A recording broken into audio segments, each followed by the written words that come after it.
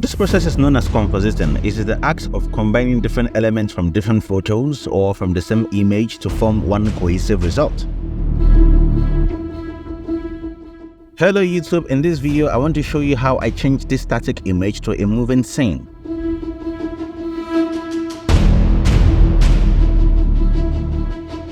Even though AI has been able to push image generation further to create stunning results, as at the time of making this video, AI still has some limitations. So in this video, I'll show you how to push AI further and get stunning results.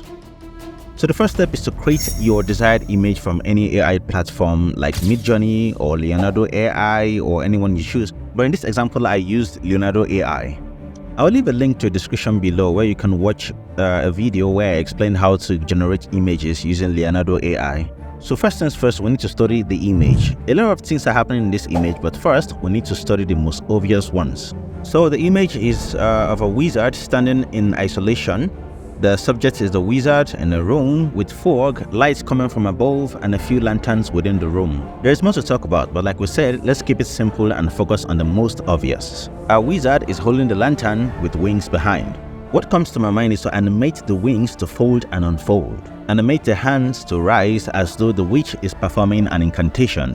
And of course, the hands rising means that the lantern is going to have movement. That is the plan. So to do this, we need to create a lot of separations, separating different parts of the witch or the image to create different layers.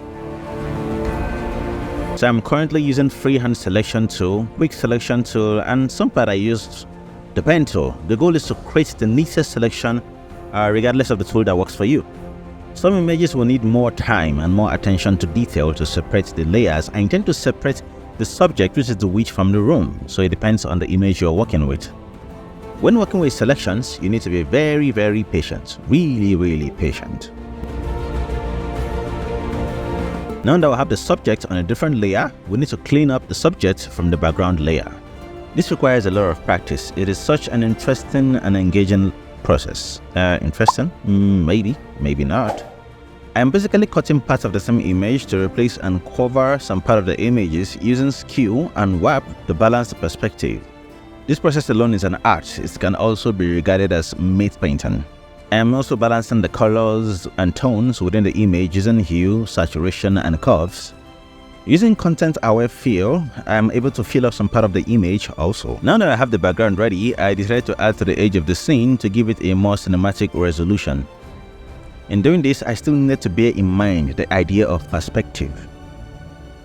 If you've watched this video so far and you'd like to get tips, tutorials, and hacks about graphics, compositing, animation, and all of that, you can consider subscribing and hitting the notification bell so you can get notified every time I post a video. So this channel, the new channel, is for videos where I show you my work process. If I get up to 500 subscribers, I'll create a full detailed tutorial of how I created this. So I drew a skeletal representation of how the wings should be represented. The bone structure will make the animation a bit realistic, plus this will guide me in parenting and linking the layers in After Effects. So I separated different segments of the wings piece by piece.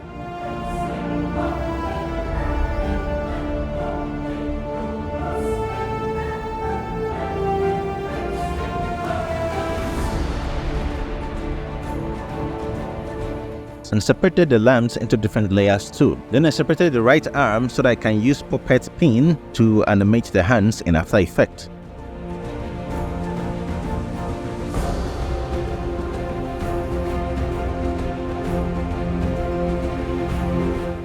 So here in After Effects, I parented the different layers of the wings piece by piece. The idea of this process is to change the anchor point of each layer, very important, and also parent the components correctly. This is very important. So next, I created some puppet pins on the right and created some puppet pins on the left so that those ones can remain static when I move the other puppet pins. Is it puppet or puppet? Whatever. So I animated the relevant puppet pins to make the hands rise, and also animated the lantern to dangle from left to right to give some sense of motion, and keyframed the position of the lantern to tally with the hands as the hands are rising. After this process, I exported this as a QuickTime video.